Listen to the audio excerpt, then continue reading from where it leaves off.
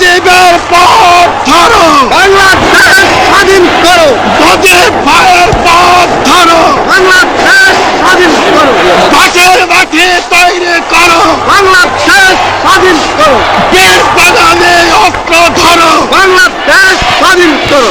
বীর আপনারা জোরে স্লোগান ধরেন, আমার দেশ তোমার দেশ, বাংলাদেশ বাংলাদেশ, আমার দেশ তোমার দেশ, বাংলাদেশ বাংলাদেশ, স্বাধীন করো স্বাধীন করো, বাংলাদেশ স্বাধীন করো। এবারের সংগ্রাম আমার মুক্তির সংগ্রাম, এবারের সংগ্রাম স্বাধীনতার সংগ্রাম। তার নেতৃত্বে স্বাধীন হয় বাংলাদেশ। সেই বঙ্গবন্ধু মুজিবুর রহমান নাকি মুক্তিযোদ্ধাই নন?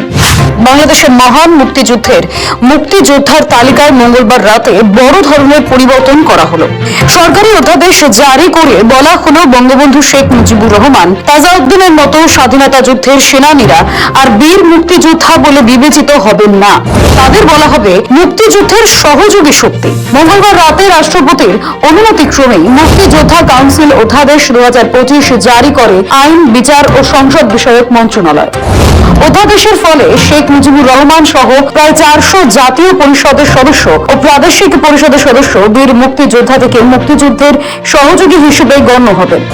নয়া অধ্যাদেশ অনুযায়ী অস্ত্র হাতে ময়দানে যুদ্ধ করেছেন যারা, তারাই শুধু মুক্তিযোদ্ধা বলে গণ্য হবেন।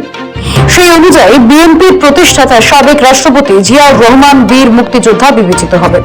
তিনি ছিলেন তৎকালীন ইস্ট বেঙ্গল রেজিমেন্টের কমান্ডার, মুক্তিযুদ্ধের সময় ছিলেন একটি সেক্টরের কমান্ডার। বাংলাদেশের মুক্তিযুদ্ধের ডাক দিয়েছিলেন শেখ মুজিবুর রহমান। মায়েরা আমার, তোমরা আমার উপর বিশ্বাস আছে? আমি প্রধানমন্ত্রিত্ব চাই না, আমরা দেশের মানুষের অধিকার চাই। আর যদি একটা গুলি চলে, আর যদি আমার লোকের উপর হত্যা করা হয়, তোমাদের উপর কাছে আমার অনুরোধ রইল, প্রত্যেক ঘরে ঘরে দুর্গ গড়ে তোলো। 1971 সালের 25শে মার্চ গভীর রাতে মুজিব স্বাধীনতার ডাক দেওয়ার অল্প কিছুক্ষণ পরেই পাকিস্তানি সেনা মুজিবুর রহমানকে গ্রেফতার করে। পরদিন নিয়ে যায় করাচিতে। পরের 9 মাস তিনি পশ্চিম পাকিস্তানের জেলে বন্দী ছিলেন। অন্যদিকে তাজউদ্দিন, সৈয়দ নজরুল ইসলামের মতো নেতারা কলকাতায় এসে মুক্তিযুদ্ধের নেতৃত্ব দেন। তারা সকলেই এতদিন বীর মুক্তিযোদ্ধা বলে বিবেচিত হতেন। অধ্যাদেশে মোহাম্মদ ইউনূস সরকার মুক্তিযুদ্ধের সঙ্গে যুক্ত ব্যক্তিদের 5টি ভাগে ভাগ করেছে। যেসব বাংলাদেশি পেশাজীবী মুক্তিযুদ্ধের সময় বিদেশি অবস্থানকালে মুক্তিযুদ্ধের পক্ষে বিশেষ অবদান রাখেন এবং বাংলাদেশের যেসব নাগরিক বিশ্ব জনমত গঠনে সক্রিয় ভূমিকা পালন করেন। যেসব ব্যক্তি মুক্তিযুদ্ধের সময় গঠিত বাংলাদেশ সরকারের অধীন কর্মকর্তা বা কর্মচারী বা দূত, মুজিবনগর সরকারের নিয়োগপ্রাপ্ত চিকিৎসক, নার্স ও অন্যান্য সহকারী হিসেবে দায়িত্ব পালন করেন। মুক্তিযুদ্ধের সময় গঠিত বাংলাদেশ সরকারের সঙ্গে সম্পৃক্ত সব MNA এবং MPA যারা পরবর্তী সময়ে গণপরিষদের সদস্য হিসেবে গণ্য হয়েছিলেন। 4. স্বাধীন বাংলা বেতার কেন্দ্রের সমস্ত শিল্পী এবং কলা কুশলী এবং দেশ ও দেশের বাইরে মুক্তিযুদ্ধের সপক্ষে দায়িত্ব পালনকারী সব বাংলাদেশি সাংবাদিক। 5. স্বাধীন বাংলা ফুটবল দল। তাৎপর্যপূর্ণ বিষয় হলো, যার ডাকে মুক্তিযুদ্ধে অস্ত্র ধরেছিলেন শত শত মহিলা, সেই শেখ মুজিবুর রহমানই বীর মুক্তিযোদ্ধার তালিকা থেকে বাদ ইউনূসের জমানায়। অনেকে মনে করছেন নয়া মানদণ্ড অনুযায়ী মুক্তিযুদ্ধের সহযোগীর তালিকায় বহু নতুন নাম অন্তর্ভুক্ত করা হবে।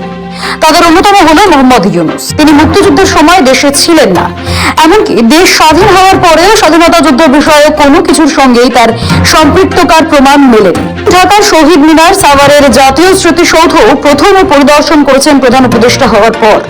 এইসব বিষয়ে আলোচনা আসার পর তার ঘনিষ্ঠ মহল থেকে দাবি করা হতে থাকে মুক্তিযুদ্ধের সময় তিনি বিদেশে অর্থ সংগ্রহের কাজ করেছেন। তিনি সেই সময় পড়াশোনার জন্য বিদেশে গিয়েছিলেন। বাংলাদেশ প্রশাসনের অনেকেই মনে করছেন তালিকাটি এমনভাবে সংশোধন করা হয়েছে যাতে প্রথম তালিকায় প্রধান উপদেষ্টা মোহাম্মদ ইউনূস ও তার মতো আরো অনেকে মুক্তিযুদ্ধের সহযোগী ঘোষণা করে বঙ্গবন্ধুর সমতুল্য করে তোলা যায়। গত বছরের আগস্টে প্রধানমন্ত্রী পদে ইস্তফা দিয়ে শেখ হাসিনা বাংলাদেশ ছাড়ার পর পদ্মাপাড়ের দেশে অরাজক পরিস্থিতির সৃষ্টি হয়। সেই সময় বঙ্গবন্ধুর মূর্তিও ভাঙতে দেখা যায় বিক্ষোভকারীদের। তারপর থেকেই বাংলাদেশের শেখ মুজিবুর রহমানের অবদানকে অস্বীকার, তার স্মৃতিকে মুছে ফেলার যে ধারাবাহিক প্রচেষ্টা শুরু হয়েছে, তার ধারাবাহিকতায় মুক্তিযোদ্ধার তালিকাও সংশোধন করে ফেলা হলো। কয়েকদিন আগে বাংলাদেশে টাকার নোট থেকেও মুজিবুরের ছবি সরানো হয়। এবার বঙ্গবন্ধুর মুক্তিযোদ্ধার স্বীকৃতিও কেড়ে নিল ইউনূস সরকার।